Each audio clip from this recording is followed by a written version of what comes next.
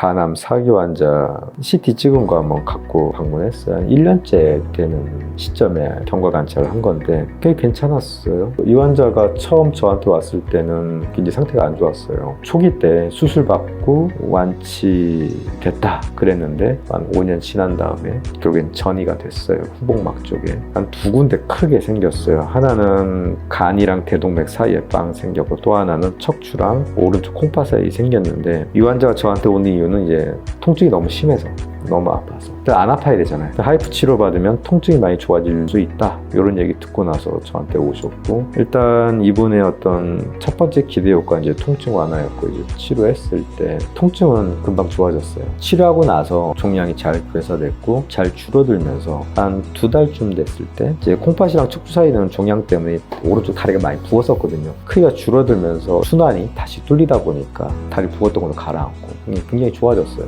그래서 이제 굉장히 호전된 상태로 이제 다시 한 3개월째 이제 CT를 보게 돼서 굉장히 반갑고 좋았어요. 근데 이 전이암이라는 건 우리가 전신암이라고 표현을 해요. CT에서 여기 암이 보이지만 CT에서 보이지 않는 그 세포 단위는 어디에든지 암세포가 가 있다고 가정을 해요. 전신 치료도 중요한데 이 환자분은 이제 많이 좋아지니까 저한테 나는 그냥 당신한테만 치료받고 지금 대학병원에서 뭐 항암 하자고 하는데 나 항암 하면 너무 힘들 것 같아서 나 안 할래 그러길래 그러시지 말라고.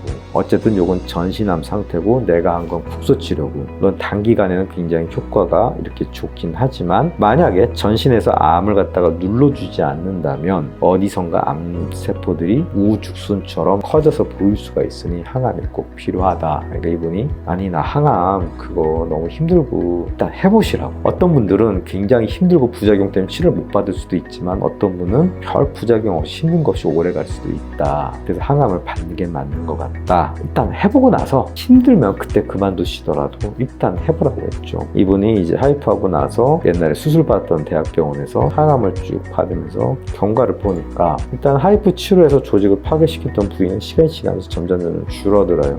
그 다음에 제일 걱정했던 거는 어디선가 복막이라든지 후복막, 폐 이런 데서 또 암세포가 스물스물 올라오지 않을까 걱정을 했는데 다행히 이분이 항암제랑 궁합이 잘 맞아서 암세포가 생겨나지 않고 추가로 더 전이 재발 없이 잘 유지가 되고 있었습니다. 그래서 1년째 경과는 굉장히 좋았어요. 원래 사실 이 환자 처음 왔을 때는 통상 그런 경우는 기대 수명이 한 3개월 정도로 보는데 1년 이상 굉장히 건강한 상태로 잘 살고 있고 더 이상의 재발 전이가 없었기 때문에 굉장히 좋았던 사례로 보여지고요. 항암제 지금 쓰고 있는 걸 언제까지 계속 써야 되냐. 이분이 쓰고 있는 항암제가 면역 항암제랑 표적 치료제인데 이걸 언제까지 계속 써야 되냐라는 문제 가지고 좀 고민을 하더라고요. 주치의 선생님한테 그만두고 싶다는 얘기도 했었나 봐요. 근데 좀 말리고 저도 말렸어요. 여기서 그만두면은 어디선가 또 새로운 것들이 생길 수도 있다. 계속 쓰는 게 좋겠다 라고 말씀을 드렸는데 좋아지더라도 끊는 것보다는 그냥 최소한 2년간 좀 쓰는 걸 많이 권합니다. 그분한테도 한 2년간 우선 좀 써보고 그 다음에 한번 보자 말씀을 드렸습니다. 암 4기 전이암인 경우는 사실은 치료가 그렇게 쉽진 않습니다. 그래서 어떤 치료를 하든지 간에 속수무책으로 암이 진행되는 걸 못 막을 수도 있어요. 그러나 경과 과정 중에 너무 진행되지 않았을 때 적절하게 치료를 해서 물론 이 치료가 항상 환자분한테 좋은 결과를 있다고 담보하지 못해요. 어떤 경우는 안타깝게 효과가 없을 수도 있지만 이 효과가 있어서 이 병의 경과를 갖다가 확 변화시켰을 때는 장기 생존할 수 있는 기회를 얻을 수 있기 때문에 몸 상태가 그래도 버틸 수 있는 치료를 받을 수 있는 상태라면은 좀 저는 항암과 더불어서 하이프도 같이 하는 걸 이렇게 많이 권합니다. 예를 들어서 70대 후반 또는 80대 초반이다.